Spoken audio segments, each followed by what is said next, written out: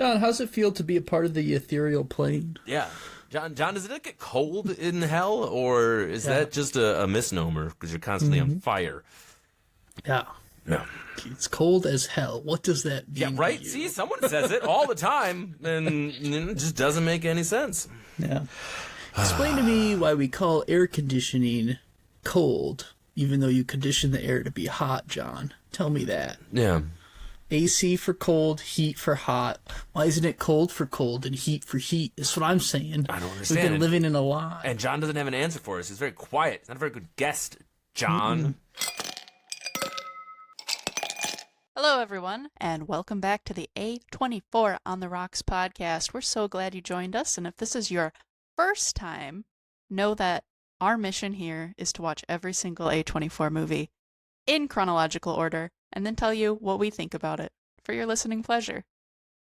My name's Kelly. I'll be the host for this episode, and we all have a drink in hand when we review these movies. For this one, I will be drinking some Jameson and Coke on the rocks per the name. Eric, what are you drinking? Hey, I'm Will Hunting, and I'm at a Harvard bar. Go fuck yourself. Cole, it's not your fault. It's not your fault. It's not your fault. It's not your fault. All right, what are you drinking? We're apparently reviewing Good Will Hunting, everybody. Hey guys, it's Cole Whitlock Gibson representing the summertime in Alaska. I'm drinking Whistling Pig Summer Stock Pit Viper Edition. Let's get it. Let's fucking go, brother. Up next, we got my boy Kevin. Oh boy. Good evening, world. It's Kevin K. Konachek, and tonight I'm drinking whiskey. No surprise to anyone in the house. I'm drinking a Smoke Wagon Bottled and Bond straight rye whiskey, not from Massachusetts, but from Las Vegas.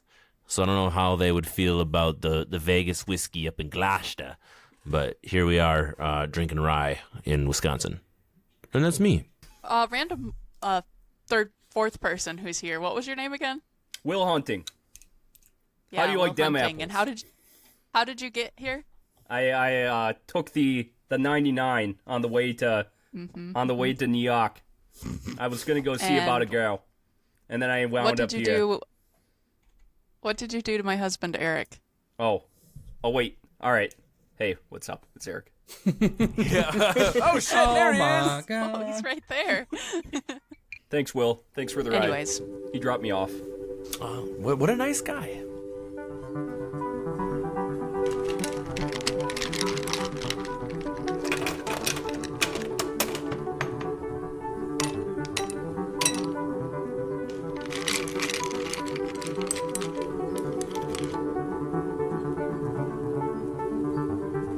A24 on the rocks. all right, guys. For what you're really here to listen to, you know, this movie that we're going to discuss, here's a quick little synopsis. Hot Summer Nights is a neo-noir coming-of-age thriller that marks the directorial debut of Elijah Bynum. Set in Cape Cod during the summer of 1991, the film stars Timothee Chalamet as Daniel, a shy teenager who becomes embroiled in drug dealing with a local rebel named Hunter Strawberry. Along the way, Daniel falls for Hunter's enigmatic sister, McKayla, portrayed by Maika Monroe, all while their lives spiral out of control as a hurricane looms. All right, everyone. First question that we always want to ask. First time for anyone? Everyone? Yep. First time all around. And have we heard of this movie before we got to it in this order? Nope. I thought it was that wet, hot summer night movie. Hot American Summer. It's not No. that. It's not Wet Hot American Summer. No. No, yeah, so no. Just hot, never heard of it. wet. Okay. A little bit about the background of this movie. Its production began in August of 2015, with much of it filmed in Atlanta, Georgia, which stood in for Cape Cod. Whoa, It was really? funded and produced. Yeah. Weird. Atlanta, like a lot of movies, huh? Yeah. Funded and produced by Imperative Entertainment, and the script had been on the prestigious blacklist of unproduced screenplays since 2013. The movie made its debut at South by Southwest Film Festival in March 2017 before being picked up for distribution by A24 and DirecTV. It had a limited release in theaters in July of 2018. Despite its strong cast and stylish visuals, Hot Summer Nights received mixed reviews. While praised for its performances, particularly Chalamet's, critics noted that the film's plot sometimes lacked depth and cohesiveness. Nonetheless, the film captures a nostalgic 90s atmosphere with a blend of romance, crime, and summer escapades. Since it's like a fresh watch for all of us, and none of us even heard of it since it has been out for quite some years, Eric, I wanted to ask you right away, why do you think that this movie didn't take off? I mean, I don't want to spoil what I think of the whole movie yet, but I don't think it was a fantastic movie, and the ending leaves a bit to be desired. Even though I do think this contains a lot of the formulas that Hollywood creates to make kind of big indie films, it has definitely the it actors in it. I think Timothee Chalamet, he was kind of an it actor at this time. Maika Monroe definitely was too. She was more known for being a scream queen at this time. Alex Roe I'd never heard of, but all of them are very, very good looking people. And then this film is it's edited in an extremely fast way. I already commented when we were watching that it reminded me of Euphoria, how they would do the cutaway edits of people's past and their background, or just a random story oh, this guy died doing this. And I think that it simply wasn't a fantastic film, and so it probably toured the indie film circuits a little bit, and people didn't, walk away blown away by it, and so it just never got bigger from there. Just fizzled out. Yeah. Cole, spoilers on your opinion immediately, but do you think this is a bad movie? I don't think it's a bad movie. I think it's a hollow movie, is what I'll say. No.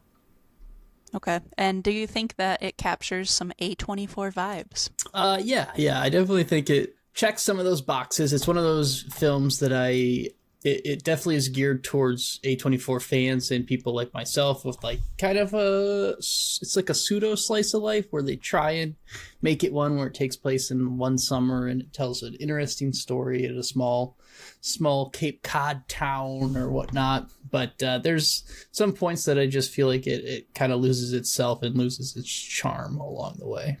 That's fair. All right, Kevin, we're getting into the scene, the setting. The movie has started. What do you think of Cape Cod as the setting in this film? And did you like kind of that 90s summer atmosphere? And also, what did you think of our 13-year-old narrator? Lots of questions involved there. I always enjoy a good 90s film, right? So, and the fact that they claimed that this was almost a true story had me in the vibe, meaning I was kind of viewing it from a historical aspect. They, I think, quickly referenced the hurricane, if I'm not mistaken, early as they're flashing back through it. So that reference, I don't remember Hurricane Bob. I was 3 years old, so that doesn't count. But I do have vivid memories of Hurricane Andrew and some of the other really big ones that crashed through in the 90s and early 2000s.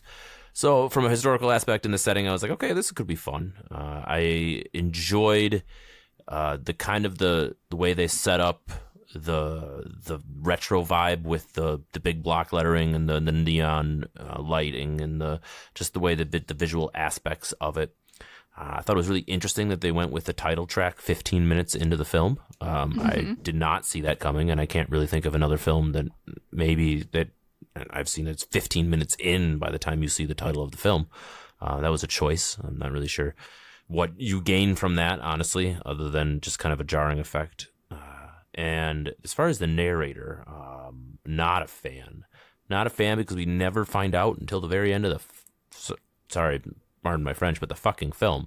You get this faceless, voiceless, or no, voiceless, it's just a voice. This faceless person that's just narrating and telling you all of it. You don't know their context to the characters. You don't know where he's coming from. You don't know why he knows all of these things other than he just does. Sounds like a kid, so it's kind of just, you're left to question a lot, and it's there through the entire film. You kind of just forget about it. You're just like, all right, I'm not going to get answered who you are until the ending when they're like, oh, here you are, by the way, here's your random throwaway. And that's that. So I didn't like the narrator. I wasn't a fan. Didn't gain anything and didn't really, add anything to the plot in general. Sure, that's fair. Eric, your thoughts on the narrator? Me personally, and I'm not trying to make an immediate pushback or anything, but I quite liked him, and it really set the style of humor for this movie. I know that I found myself kind of giggling throughout the whole thing. Eric, what did you think of our humble narrator? Yeah, I kind of wish that the narrator was actually somebody that was in the film the whole time. I guess like they chose to put this narrator in here. From what I could gather, it made it feel like even more small town, because I feel like every small town has like folklore and like stories of people that have lived there and stuff like that. And so, this is supposed to be like the stranger that heard these stories that is now giving them to the viewer. So I found that kind of like, I guess it's different, I do think it's different. And like, I don't think this is a bad film, because like we finally get it all put together at the end, that it's this little kid we haven't seen the whole film. That made it seem like a bit cheap to me. So the fact that this narrator's in here he gives all of these random stories, and I agree that at the start of this film, the sense of humor wasn't really hitting me. I'm like, this is kind of weird. And then like after like 20 minutes, I started catching on to it, and I was like, okay, I'm starting to laugh at some of these stories. And it got going for me. But yeah, I don't know. I kind of wish that our narrator at least was introduced to us at the start, and so I had like a face to the voice. So yeah, Sure. I'm gonna now kind of lean into some of the characters that do have a face to their voice. Cole, I'm gonna ask you about Timothee Chalamet. His character Daniel goes from a shy, quiet kid to a drug dealer. What did you think about that transformation? Was it believable or too extreme? Something else?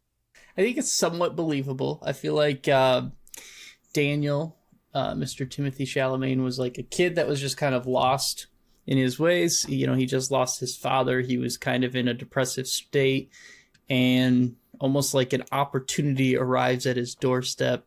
And he's a smart kid, and he kind of he wanted to fit in and be a part of this new place, and he kind of just drew the wrong card, so to speak, and got roped up into this world, and he accepted it because he realized it gave him things and gave him opportunities that he hadn't ever had before. So I thought that was like it was a cool transition. It was a unique transition. I think it was like a somewhat believable. I think it gets a little far-fetched. But again, I guess we're being told this story through the eyes of a 13-year-old, so maybe that's part of the allure of the narrator. Kevin, what did you think of Timothee Chalamet's performance, having seen him already in A24 movies and the 150,000 movies he's been in since? What did you think of his portrayal of this character?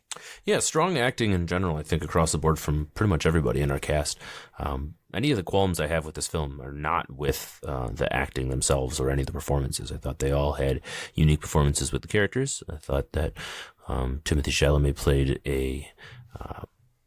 while the character itself wasn't particularly written well, I think he did well with what he was given, and did the most to make this shy, awkward kid turn into, kind of this wheeling, dealing drug dealer type that we see. What we also are meant to feel a certain way about his character, and he does a good job of emoting throughout the whole thing. I think his relationship with Maika Monroe is fantastic. I think they did a really good job of playing off each other. I liked the back and forth, the hard to get aspect, and I think that happens only really with the performances, and I just think it was good. So good for Mr. Chalamet. I think that he has good roles, and he continues to go on to great success even after this. I mean, this film is now 4 years old, right? No, 6 years old. 6 years old. So that's pretty wild. He continues to just go on and be strong. So good for him. Yeah. Yep. Every movie I see him in, I'm just like, this kid?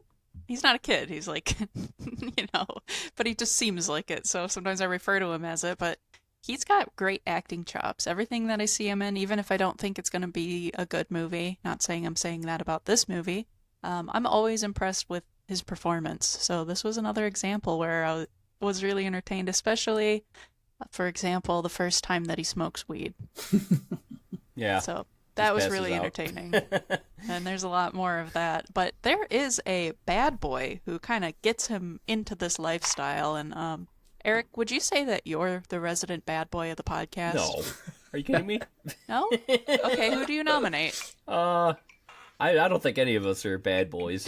I'm a bad boy. I don't think any of us Yeah, qualify. I for that really don't. whatsoever. Drinking whiskey. You're still going to have to tell me about the resident bad boy of this movie, a character named Hunter Strawberry. We watched this together, so you know my thoughts on Hunter Strawberry, but why don't you tell me what your thoughts were when he first appears on screen? The most ridiculous name ever. Hunter Strawberry. What the hell? Strawberry. Oh my I gosh. have to call him by first Breaker and of last hearts. name, Yeah. if that's your name. Yeah, you have to call that man by his first and last name. I kind of like how he is the bad boy, and yeah, he does, like a lot of bad boys do. There's some trauma in his past, and he has a soft spot to him, and obviously he's also a very handsome man. And I like his like violent streak to him, and how the duo between Daniel and Hunter. It's like Daniel is kind of looking just to get into some mischief, and Hunter is kind of the person to enforce when Daniel is, too deep in what he's doing. Hunter is there because he kind of knows the ways, and he can read people. And I think Hunter's like also one of those bad boys that is a lot smarter than people give him credit for too. You can tell he has like at least street smarts about him. And yeah, like when we're first introduced to him, this is the only thing that's odd to me is like this film was in the early 90s, and he gives big greaser aesthetic. He just seems like a greaser with his shirts that he's wearing and the type of like his hairdo and Oh, he's a his mechanic. smoking cigarettes. Yeah. Yeah, he's following in the Come on. steps of his old man, Jimmy Strawberry. Yeah, I you mean- know Jimmy Strawberry. I was half expecting him to take out a switchblade and say "Pony Boy" or something, and yeah.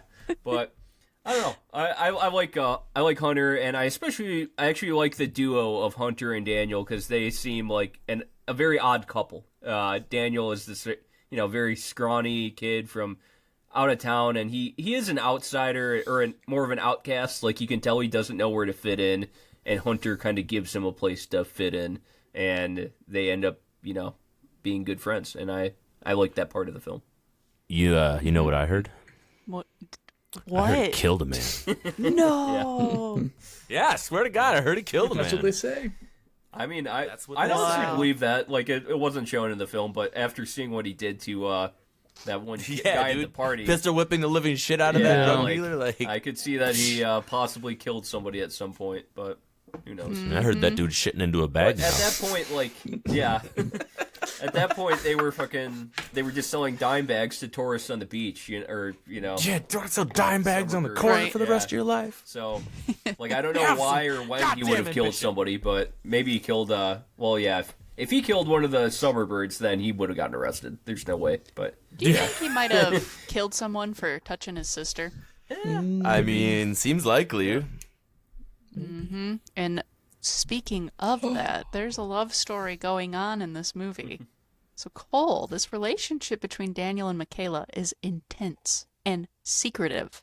Did you find it romantic, or did it feel more like a toxic summer fling? I don't know if I would use the term romantic. I felt like it was definitely the like summer fling aesthetic of just two people, very intense, like a short-lived, very intense, like firework type relationship. I don't know if I would describe it necessarily as romantic, but it was good. I mean, it was fun to watch. I will say my favorite scene of their like whole relationship was when he I think the second time he runs into her at like the pharmacy store or whatnot, and he just like knocks something off. It's just, and then just awkwardness ensues, and then she takes his lollipop, and it just goes so slow-mo, and then it just the slowest it cuts part, back to his yeah. face. You're just like, oh fuck. yeah, that was really funny. He was powerless to stop And that was her. actually an example of good editing too. Yeah. Like I liked how Like, slow it Yeah. was. Oh Yeah. man, shot that's was great. Let's say nothing bad about the editing or the cinematography Yes. for the most part, for Yeah, damn sure. So That was a Yes. funny scene though, Yeah. Cole. I agree. How long you been following me? Their interactions were really good, well written, Yeah. well acted, and Both of them are very Yeah. talented. Yeah. And I have to say, well written again. I think that this was a really, really well written movie, Yeah. and they're Well, I think the story way made that- some bad choices, but that's fair. This may we might that's my argument too, is the plot itself. Maybe not so much how you write Dialogue. the interactions with each Good. other, but the plot lines of just I like you could tell McKayla is like Mm-hmm. too big for this town, you know, but and she's been Well, yeah, kind she's of the like biggest fox in town. yeah, she's been hanging out and dating these summer birds that are very rich, because it seems like a thing of status for her in a way. But Daniel is actually the first one to like challenge her a bit, like to intellectually challenge her and be able to like give Right. it back to her in an equal way that she gives to other people.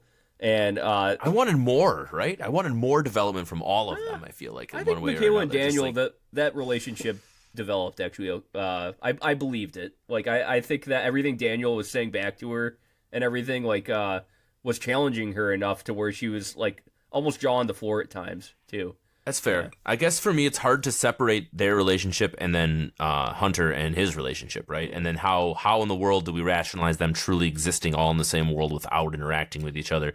That's where it's harder for me to suspend my disbelief on that whole side Cape of it. Cod is So I like guess a that's big where the island, plot though. Like part. it's one of those. It's Yeah. a small town, big island, right? Isn't it? I mean, I was just up in like Maine, New Hampshire, Massachusetts area yeah. for 2 weeks, and I'll tell you what, you can get really far in not a lot. Like it is very condensed. I drove through 3 states in like less than 3 hours, so it's a very condensed small area.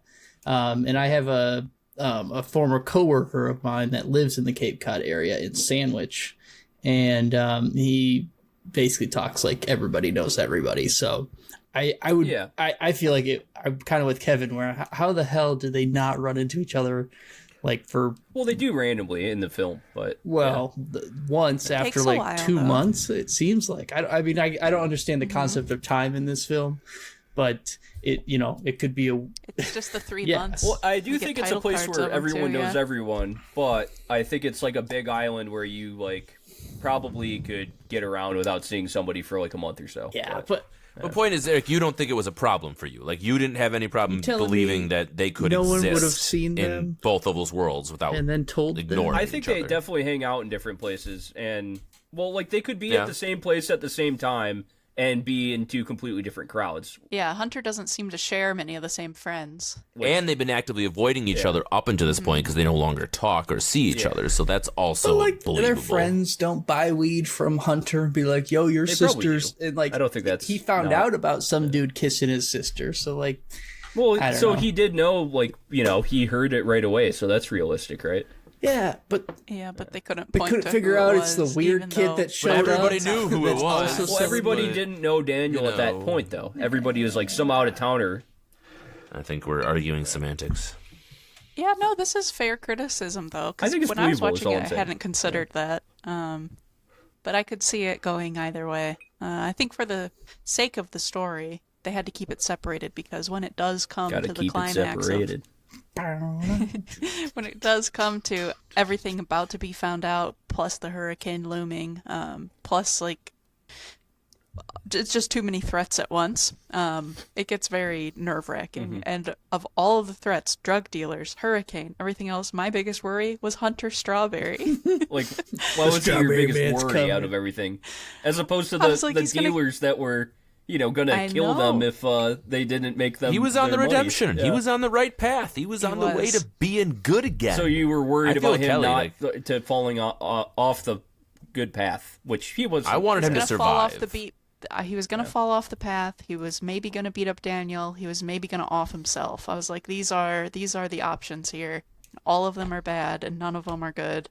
But we will talk about what happens to Hunter Strawberry. Yeah. I in a wanted little it. bit. I wanted it. But at the same time, the movie did a really good job of reminding us that it was inevitable, Yeah, which is definitely. kind of sad. The whole movie's sad. What am I talking about? Fucking sad. Sad. Yeah, so let's Sad. kind of talk about that kind of tone of the movie. It's called, Hot Summer Nights. It seems like a party. It's about, escaping. It starts with a sad story, so you think that it might pick it up. And then it's very dipped in neon. It's got fast cuts. It's about partying. but the choice was to make it sad. Was this kind of... Eric, do you know what that word is for songs that I like where it sounds really happy but the lyrics are sad? Pumped up I kicks. forgot what it's called. What? Like that. Yeah. Like Pumped that. up kicks. Yeah, pumped up kicks. Yeah. You better run, better run. Well, that's the Like, there's Cole, actual do you know word. like what Yeah. I mean by that when it's like a tonal mismatch? Yeah, that's and it. is that kind of like gathering like what this movie is about? Like Yeah, I would. I think so. it is the pumped up kicks of a Yeah, movie. I mean, I think like even the songs and choices don't. I don't. I guess I don't feel like they meet the tone of what the story is, and then the cinematography and the lights and like you talked about the neon and like even like Daniel's falling in love and it's a very intense like summer love and it's like freeing and they're having so much fun and it's like supposed to be super beautiful and happy, but at the same time it's like all sad and all depressing and like kind of this overarching story of just sadness, and it feels like there's two emotions pulling for or fighting for what's happening on screen until like the very end where I think the sadness wins, right, and then it all culminates with the storm rolling in and it gets very dark and dreary. But throughout I would say the first two acts, it's trying to be happy but it is sad. It's like a fake, smiling through pain. Yeah, tone is a great word, right? For discussion in general. Like the tone of this film is a stark difference to me than the final product, which is, I guess, what I'm trying to dance around here, right? I think it looks beautiful. I think the acting is great. I think that the way that they shoot and portray all of these things are wonderful, but I'm left with this kind of, Cole, you said it perfectly, hollow is what he described it with when you first asked him about it. And that's how I feel about this film, for where this pretty veneer, this beautiful shell is shot really well, but at the end of the day, there's not enough character development or plot development for me for it to pull out as this wonderful overarching experience. So I think the tone is very much something we should laud for it. And I guess I just wanted to put that 2 cents in. To be fair, like, I think that's very of this time in filmmaking and still is. Like, I think A24 also made that very famous with Spring Breakers and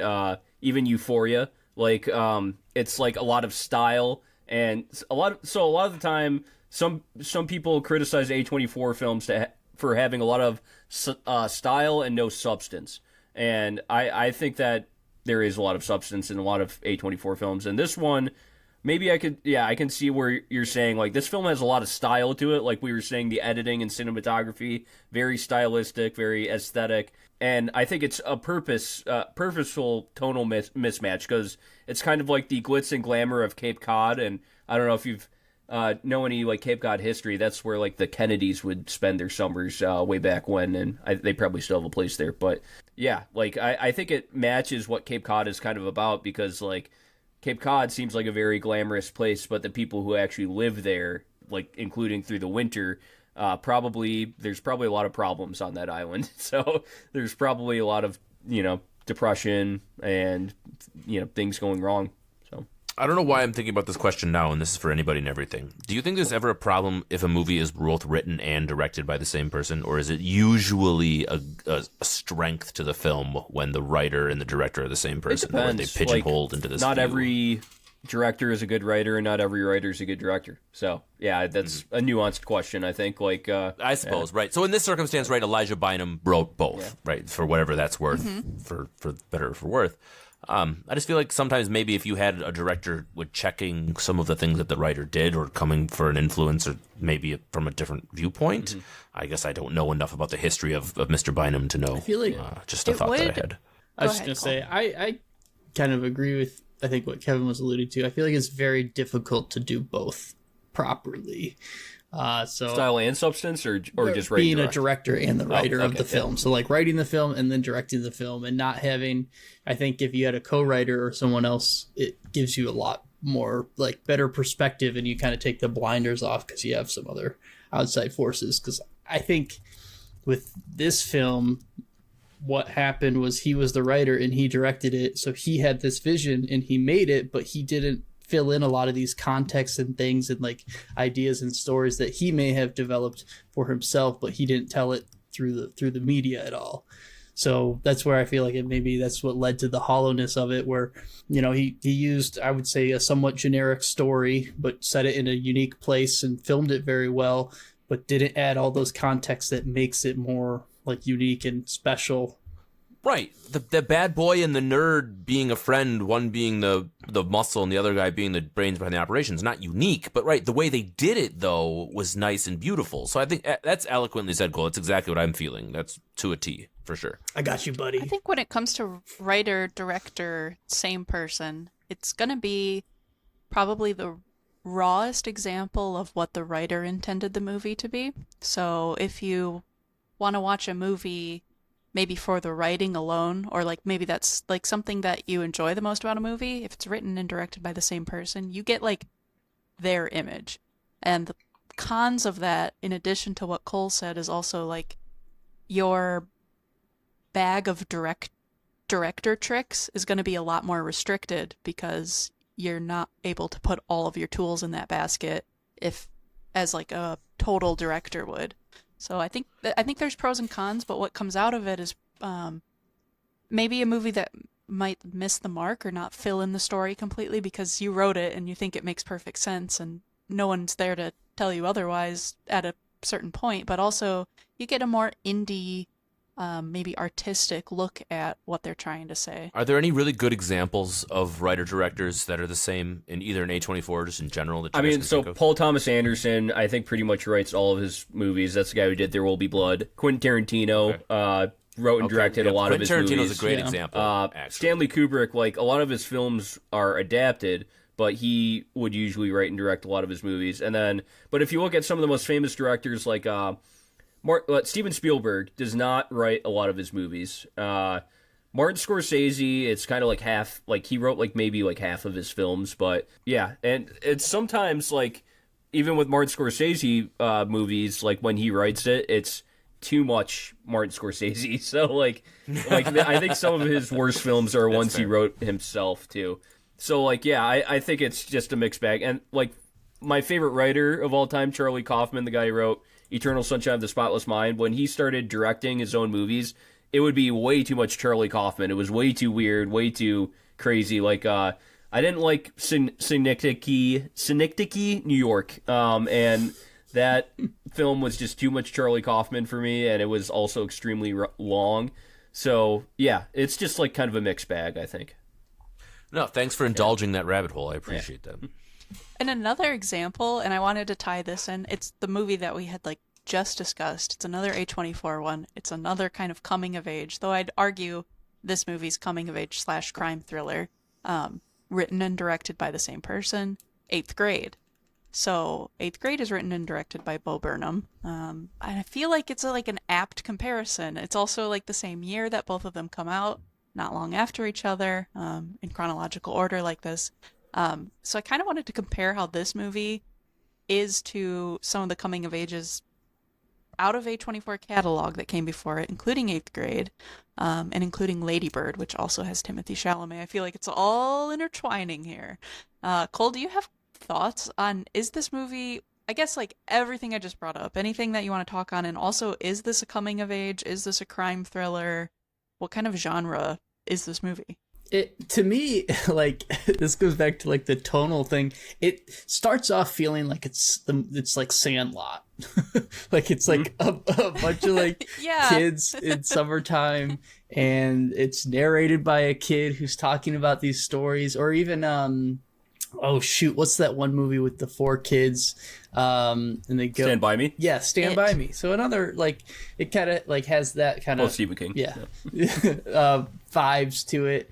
But then it does like a hard turn into like drug drama, and like you never cross the guy with the blacked out Monte Carlo and stuff like that. So I think that's again where it loses me, where it doesn't know what its tone is, and it doesn't really, I think, know what genre it's following, because it's a coming of age, it's a romance, it's a summer fling, it's like a kid's summer vacation, and it's like they're around a bonfire and they're telling stories about this kid named Daniel, but then it turns into like kind of dark, and you learn more about Alex Roe, Hunter Strawberry, and the Punisher's the town cop, and he picks him up and takes him shows him his future, and like but that's it though. Yeah, shows him his future, and instead of seeing his Ghost of Christmas Past future and present, he just gets the future, and they cut it and they move on. The drug dealers get mad, and the guy snorts baby powder or whatever, like formula. So formula, man. I don't know what Cole, I don't know what this movie is. You asked me. It's I'm an with you, impossible Cole. question, Kelly. I'm going to jump in on this one too, if you don't mind, Kelly. Yeah, of course. Exactly. All of those things and more. It has a little bit of all of those. If I had to pick one, I would say it's more crime drama than coming of age for me, mostly because coming of age in 3 months is hard for me to handle. I guess it's possible, right? Especially when you go from some extreme where the narrator says something changed about Danny that summer, right? So you expect some major change to happen, and it does give you that. So there is those elements. There's absolutely no way you can ignore that part. If coming of age, we mean the harsh reality of what happens when adulthood smacks you in the face and you now have to deal with the consequences of your own actions, well, then, yeah, that's definitely... Although he doesn't really have to deal with those consequences because he gets away scot-free and runs away after someone sacrifices him. We don't know what happens to him, though. That's fine. That's fine. When was the last time we saw him? You maybe saw him somewhere around Arizona? I think Danny... Dude, that's just what people say. Hunter got a raw deal. Oh, yeah, Hunter, yeah. Danny's little bastard. But anyway, that's my 2 cents on that. That's fair. Eric, do you think that this movie, speaking of the whole crime saga, does it kind of glamorize it, show its dangers? I think it's... Oh, yeah, it shows its dangers. I mean, Hunter ends up getting killed. Whoa, and then... hey. No. Hey, we were already talking about it. I say we're allowed. Yeah. Let's talk about Hunter Strawberry. Oh, yeah, it definitely shows its dangers. I mean, especially with what happens with Daniel, where the cocaine dealer ends up just being like, like, you just snorted baby powder. I'm going to take all this money from you. I'm going to tell the guy that was selling you weed, tons of weed, that you were trying to go to another dealer and get coke from him. I'm going to tell him all this, and you're fucked. And, like, he would have ended up dead if he stuck around for sure. So I think it definitely shows the downside of it. So, like, crime drama or coming of age, I have a hard time believing this is a coming of age story. I think these people, do you think they're 18 or like 17? Yeah, I feel like 18, like just finished school.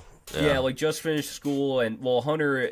Actually, the mom says the summer after my senior year, I think in the beginning, like the summer after high school, the mom references. Yeah. So that's exactly when it is, yeah. And honestly, that's the biggest summer of your life. Yeah.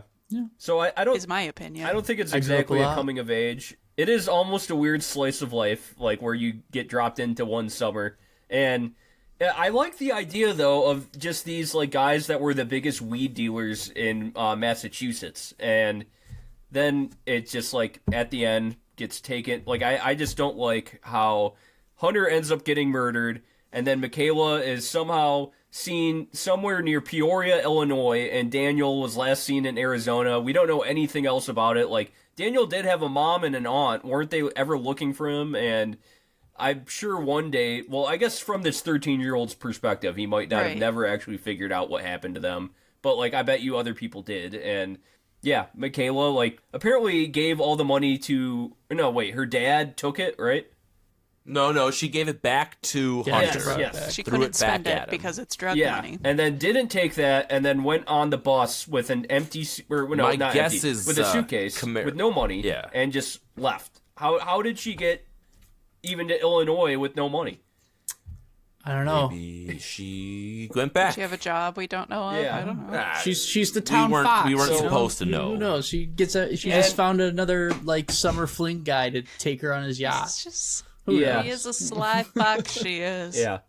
And so all the yuppies. I'll say this film is almost like a cigar, like where you first puff it in and you're like, ooh, gross, like this is too harsh. Like you take it in, you're like, ah! and then you get down, you know, at the very, very end, it's like all the way smoked, and like it's extremely wet and everything. Like, you've been puffing on it for a while, and it's just kind of gross, and you're like, I don't want this anymore. I don't think you should be smoking cigars, Eric. And so, 80% of the cigar is, like, where you want it, right? You don't, or even, like, 95%, but, like, the first 2.5% kind of gross, and then, like, the last 2.5% kind of gross also. So, You got some cigar math it's just, like, going right on in the over middle where, like, I like it. And That was like the most like yacht I think dad he said way he to liked explain it, a movie. but I'm not really No, sure. I think the ending kind of ruins it for me. Yeah, like the ending. The ending is what you're left with, and that's the feeling you're left with, and it ruined it for me. No, don't tell. You're not. Yeah. I will agree But with you. I almost- I'm not going to disagree. Like the start, it took me a while to get into the humor, and it was also weird. Like Daniel was kind of like a moody emo guy and a moody emo kid, and then he went to Massachusetts, and all of a sudden turned into like I don't know, just he seemed a little dumber than I ever thought he would be. Cool for asthma. He started smoking Yeah. weed. Here's what I'll say. Oh my gosh, the asthma. Oh thing. yeah, and then Thank he you. was he had such bad asthma. I thought that was going to play way a bigger fucking Yeah, part just than it got ever too did. cool for I it. told Maddie, we were watching, I'm like, that's going to my- be a big deal. You wait. One It's gonna day be he like some just threw away his climax, he's inhaler, running, and it never needed it again. Yep. You know, and he was also smoking a lot of weed at the time. That doesn't Mindset. affect him at all, right? Ever. Yeah. It's all about the mind over mindset. shitty genetic lungs. Yeah. I mean, Stop that, being dumb. a nerd. Be cool. yeah, if we're gonna nitpick, that is one nitpick I'll have with the film for sure. That's but that I also was found the film highly unnecessary. entertaining. Again, for like a lot of the film. So Here, look, I asked this question to Maddie, and I want to ask the same question. Can a film be entertaining to watch and still be a bad movie? Yeah, 100%. Of All course. day long. Right, A lot of 1000%. 80s films. We all know this. Yeah. We all know this, right? 80s horror and that's films what especially. I felt. I finished this film, and I'll say this in my final review, where I was like, yeah, I enjoyed that. But looking back, when you take away from it, then you start pulling these apart, because that's why we're we here. do. Why are we sitting down having this conversation? Because we're digesting this film and breaking it down. That's the whole point. But I still enjoyed watching it. It was My still question, good. yeah, my Ish. question I'd send back to you. This Me is or Kevin? my last question. Plus, we're almost wrapping up. Is like, All do of you us? think that this is for you specifically, Kevin? You Oh, asked a good oh, question. I okay. return to you with one. Okay. Do you think that this movie had a clear message, or was it a mood piece? Mood piece for me. Try to base on a true story, which is always a choice, right? So if that's what you're going to go for, you're going, this is the facts, this is what actually happened. But then you don't need to teach me anything that drugs are bad. You don't need to teach me anything that staying during a hurricane is going to result in some drama, right? There's no real, you can't teach me that lying to your best friend's face that dating his sister is going to get you in trouble. I've seen that before. I know that. Everyone knows that. So this movie didn't teach me anything from that perspective at all, but it was really pretty when they did it.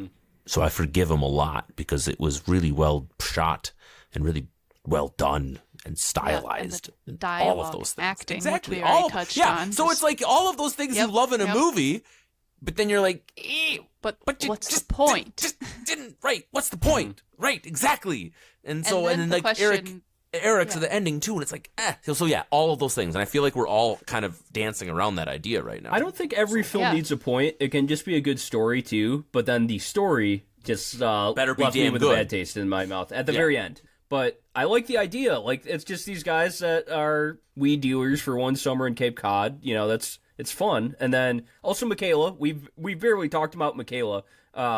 I love Maika Monroe. What, the hottest fox in Yeah. town? He said everything that's important. Yeah. I love I mean- Maika Monroe. I love like her attitude and everything, and like how she like sweeps Daniel off his feet at first. Like she has that personality that I think everybody we've seen in film and in TV. Kevin the Sandlot, the lifeguard, Sandy, or what's her name? Yeah. Oh, yeah. Oh, I don't know her name. I couldn't Yeah. tell you. I don't remember Well, her it name, but just yeah. reminds me of that. It's like the girl in town that is like almost too pretty for this town and everything, but she also like has this great attitude and like personality about her. Where if you talk to her, you're like, She's oh yeah, perfect. she's too big for this town, and Hunter knows it too. Although when Hunter's like, where does she live? Yeah. Oh, the airport. Oh shit, that's what it says. I'm like, oh Yeah. come on, really? That's it. Yeah. All it took was the Reputation. goddamn Yep. airport. Like, And then also They were like two I wouldn't even say manic pixie dream girl. Like, she's not manic pixie. She has like that personality about her a bit where she's quirky a little bit, but not quirky enough to say manic pixie dream girl. But like, yeah, you can tell like the hurt behind her too. With her dad is a womanizer. Her mom's been dead for years, and I hope she Her brother's a is drug doing dealer, some. and she doesn't talk to him. Yeah, she doesn't talk to him, but lives there. Has been hiding money from him for a long time. I mean, if I were her, I would have taken the money. If it's weed money, like, come on, weed's legal now. She I has mean, high That's morals. 2024. Yeah. Us talking I about know, it was 1991 91, weed, but, like, man. Yes. Yeah. also even. I mean, before it was legal in Michigan, I was just like, "Oh, weed money? This isn't blood money." Well, that's you. Yeah, but You're not But McKayla for him, Strawberry. remember, Hunter's mother only wanted Yeah, one true. thing, and that was for Yeah, Hunter so to it quit selling disappointed her weed, mother. and so it really represents a lot more than that Yeah. to her. Yeah, and I like So. that choice. There's that choice. Mm-hmm. There's two other things they did with McKayla, since we're talking about her real quick, that I liked for her character. I liked when they did consummate their relationship, let's say. You find out that they're both of each other's firsts. Mm-hmm. Yeah, I thought that And was really I like sweet. that the Yeah. dialogue is like, oh, really? And she's like, why would she say yeah, that? that is pretty insulting to liked say at that- first, but I liked that interaction because he was Yeah. being earnest. It It is was insulting. simple. It was simple. Yep. It was good. she Yeah, she was and known a in lot of town body as somebody who language. dated a lot of people. Yes. So.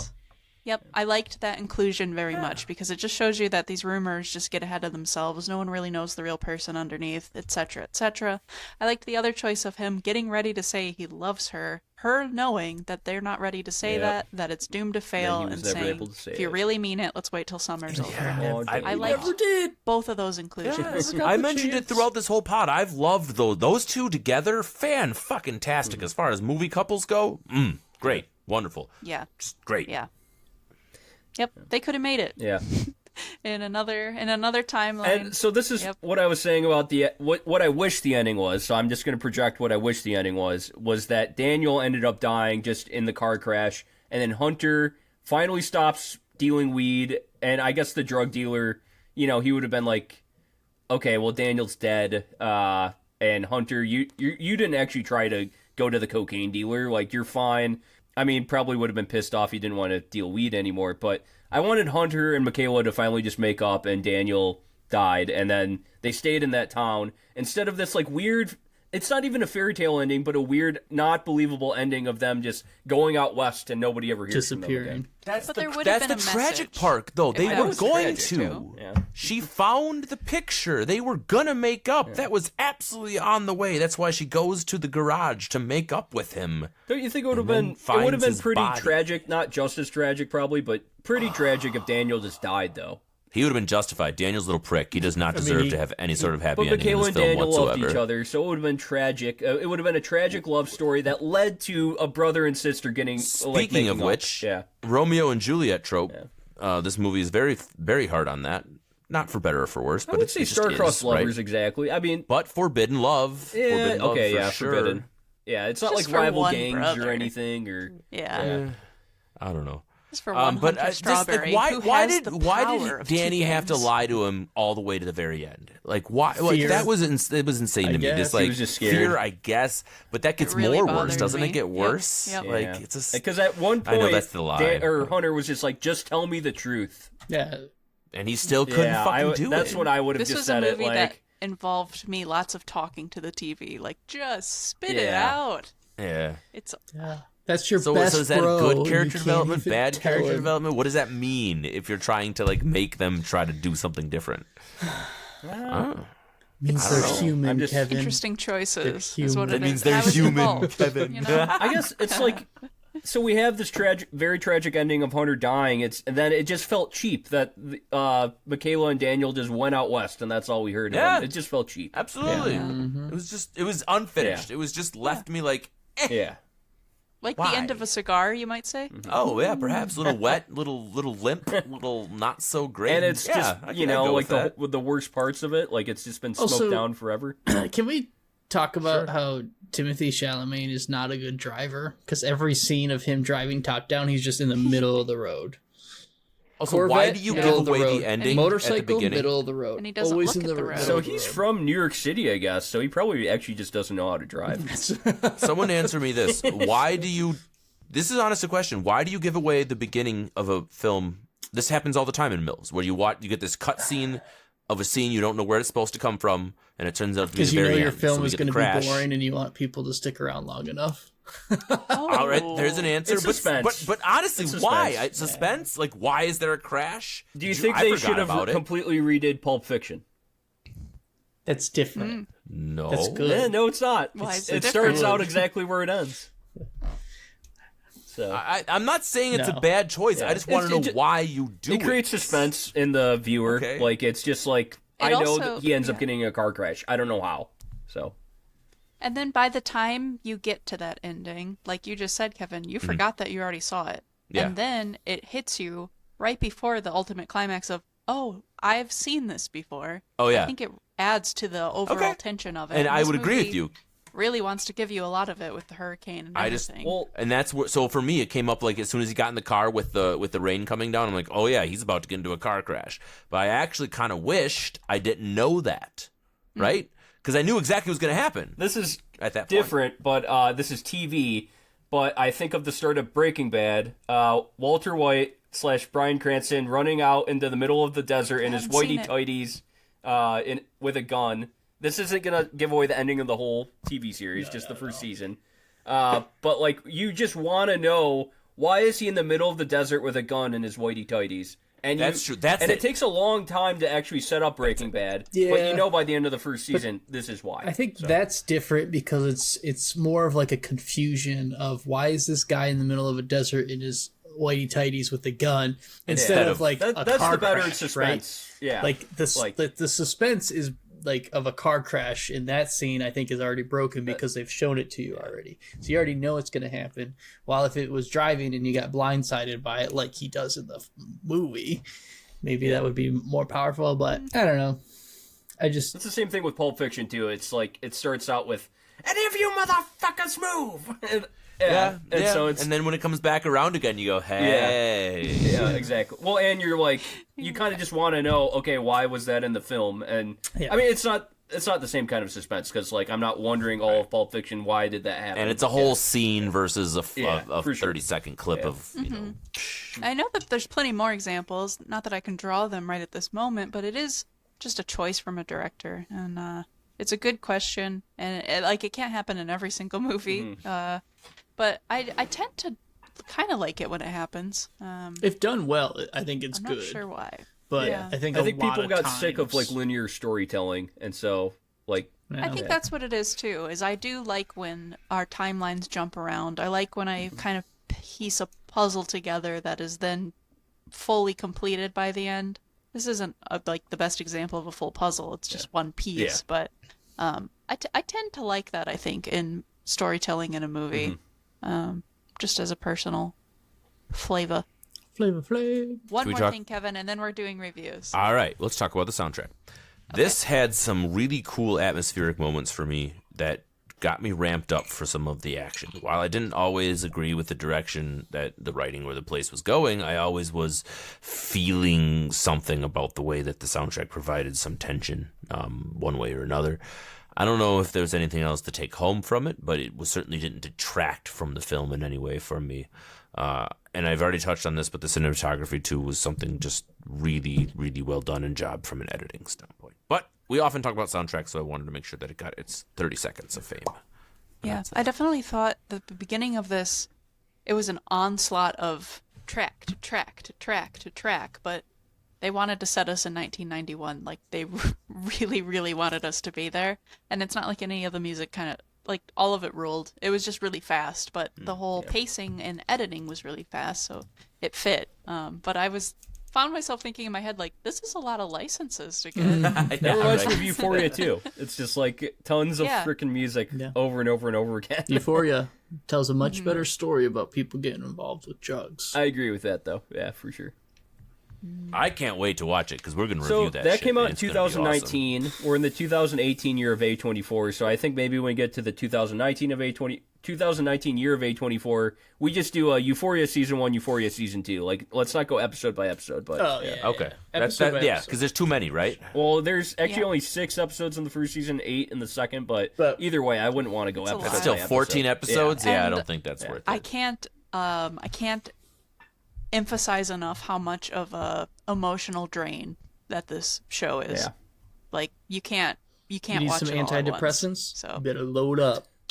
Build that serotonin mindset. I mean, we're getting almost 50% through our journey, right? Yeah. If A24 has not been an emotional drain and we're about 50% through this fucking journey. we did I watch don't Baby know what we'll Reindeer, do, and so. I binged the shit out of Baby that. Reindeer. Yeah. That was something. Yeah. That was something. true. But okay, back to this movie. Let's give it a final Off the review. rails, Let's off wrap the this So up. good we had to talk about something else. Eric, as the resident bad boy, you get to choose who reviews it first. What? Kevin. You didn't see that Kevin, coming. because he Yeah, says, no, "What?" I didn't see him picking me either. I didn't see that coming either. All right. I haven't been shy about my opinions on this film. I've been pretty clear that it wasn't my favorite thing since sliced bread, but it's also not been bad. I enjoyed watching it. I honestly sat down and gave it my full attention. I had a nice night. It was a good movie, but at the end of the day, when you have to come back and pull it apart a little bit and give it a review, you have to find the things that are left glaring, and that would be the plot for me, some of the writing decisions, and just some of the lack of overall character development, and not to any of the detriment of the performances by our actor or actresses. I think they all did fantastic, but they just were left with a couple questions for me on where they should take those characters and kind of how that thing should develop. I really enjoyed, like I've touched on time and again here already, the cinematography, the editing choices, the way that they put us in the zone. It absolutely made me feel like I was in 1991 Massachusetts and I was witnessing the lives of these people. And that was pretty fantastic. I didn't like the narrator. I didn't like that he was not a person that we knew. Even though they reveal him at the end, it didn't have any stakes for me, and that kind of left me wanting a little bit more from it in general. But when you do enjoy a movie when watching it, you have to give it a bunch of credit. You can't be like, that was crap. Like, if you walk away from a film and you're like, that was terrible and I can't wait to, like, rail it in the comments, like, that's one thing. But this one is not that. It's definitely one of those where you have to digest it a little bit, kind of see not just the critic's opinion, but also where yours falls in line with all of those things. And for me, it is just a mediocre film. I kind of understand why A24 released it to DirecTV mostly, and only very, very limited to theaters. Overall, it gets a C plus 24 for me. So good in style, but not great in content. So that's my review. All right, Kevin, pass the review. Baton. What's a good item to throw for a movie review? Potato. Potato. Pound No, of weed. that's too. Pound of weed. Yeah. Pass All a right. dime bag to who Here's you the want to dime. review it It's not next. a pound to dime. That's about as No, big of a let's take it difference down. as Let's you maybe need. we don't need to throw a whole pound. All right. It's going down to Cole Willem Whitlaw. Hey, it's Cole William Gibson. So there's this film. Yeah, I forget the Gibson Yeah. part. Like, what On am I the doing cue. here? Like, I'm leaving off the last okay. part here. Sorry, Cole. You're up, bud. Yeah, so as I mentioned, I felt this film was hollow. I love slice of life films. I am a sucker for those like summertime, like nostalgia feels films, which like this one got so close to scratch that itch that it almost annoys me that it didn't get to that point. And I feel like it does that with a lot of those categories of like a good crime drama, a good coming of age, romantic story, things like that. Like it just left me, I guess, wanting more and not satisfied with any of the storylines or pathways that evolved. I also really like the actor that plays the cop, the sheriff, because he's the true Punisher to me. And, he will always be my Frank Castle, but didn't get enough of him.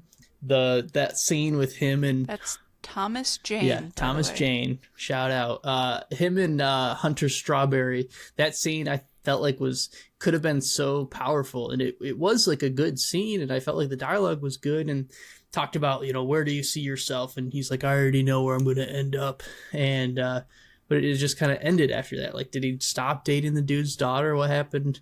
I guess eventually he had to stop because he was dead. But I don't know. I feel like I wanted more from this film. I like a lot of the characters, or I guess the actors. I think all of their performances were very well done. I felt like the cinematography was well done. I feel like the director Elijah should stick to directing and maybe not be the writer. Like I think he can set up a good idea of like and shoot it very well, but he maybe needs to get someone to give him that extra bump, or I don't know. Like something was missing, and it is one of those movies where I left it and I was like, that wasn't bad. I like, it was a decent ride. It wasn't a bad movie. I'm not mad that I watched it. So overall, I think I'm with Kevin. I gave it a C. 24, C for Chalamet. That's clever.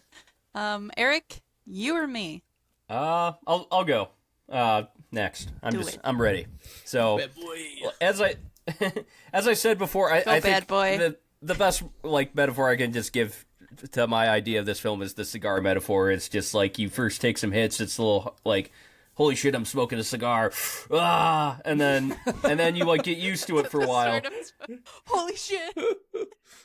Holy, and you get used to it for a while. Like, I had to get used to the humor in this film too, like, and the editing. I wasn't prepared for the humor and editing of this film, but when I got used to it, I was into it.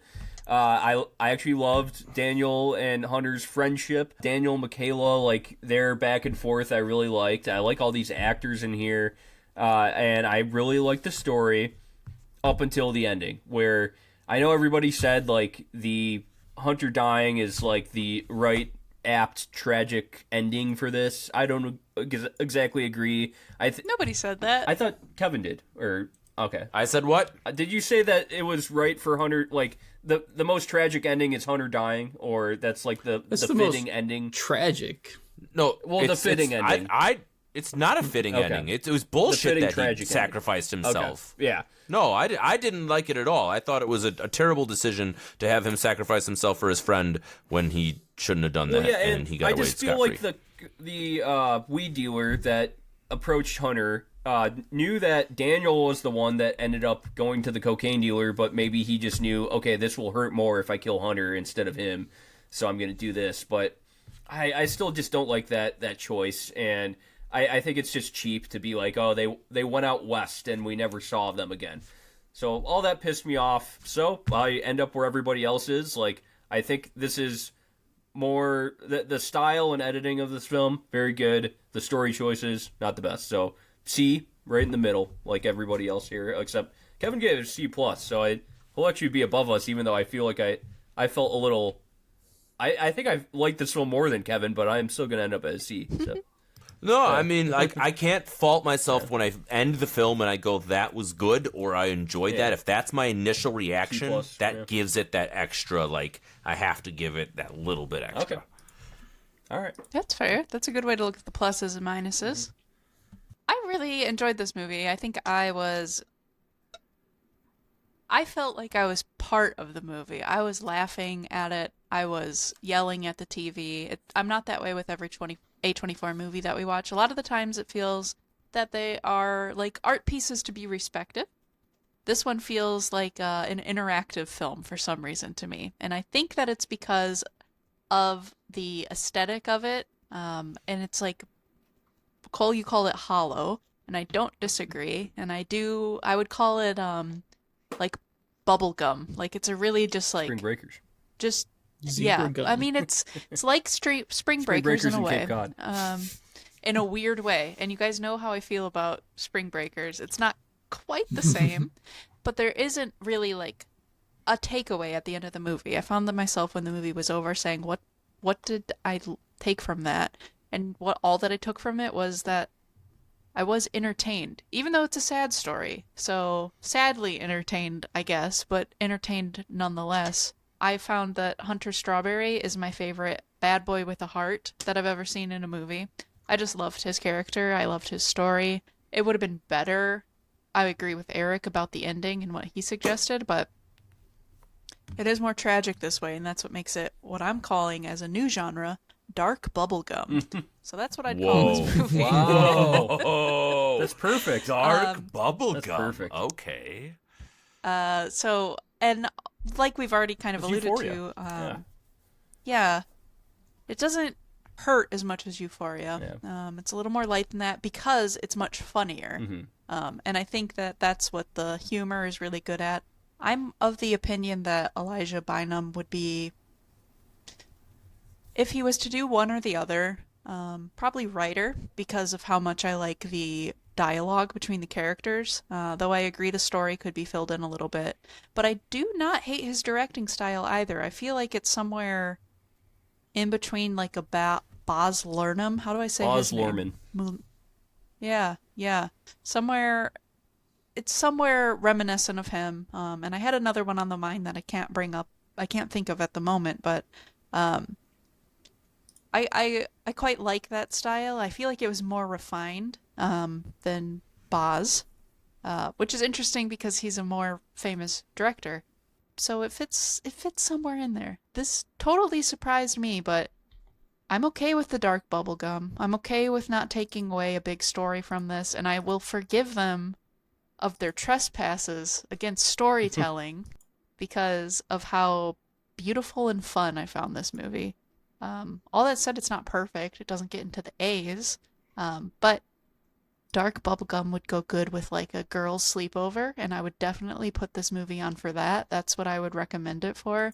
But it's got to be the right type of girlies, and that's my friend group. So next time we get together, this is my recommendation, I think. So with that, it's a B24 from me. All right. Maika? I like that. It's a sleepover film. Yeah. Yeah, I think so. I like it. It's a good description. Not everyone would agree. Not most sleepover movies end with a drug dealer killing a guy in a mechanic shop. Yeah. And But it was a hot guy. the girl and, getting away. Yeah. You know, even the narrator But said he was still hot when he was and dead. there is the funny cocaine scene, and there's a lot of good diner scenes, and all that's going on. Listeners, thank you for sticking around for the whole thing. I'm talking to you right now. We really appreciate your ears. We appreciate your everything about you. So if you appreciate us in return, why don't you leave us a review? Let us know that you watch us, that you like us. Give us 5 stars if we've earned it. And follow us everywhere that you want to. That's all I gotta say. Just don't follow us home. That reminds me, next week like we are going to be reviewing It Follows, where other things will be following our main characters. Dang. Bum. Nicely done. How about them apples? I love it. Talk about a segue. Good night, world. Thanks. Bye. Thanks for hanging out with us. I'm going to go Love see y'all. About a Girl.